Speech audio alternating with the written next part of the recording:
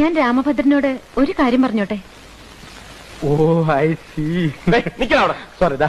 അതല്ല, ഇവനെ നിർത്തിക്കൊണ്ട് പറയാൻ പറ്റുന്ന കാര്യങ്ങൾ പറഞ്ഞാൽ മതി. ഇത് നമ്മളെ രണ്ടുപേരെയും മാത്രം സംബന്ധിക്കുന്ന കാര്യമാണ്.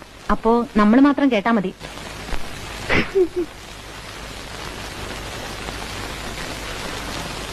ഞാൻ അകത്തേക്ക് വന്നിട്ട് പറഞ്ഞാ പോരെ?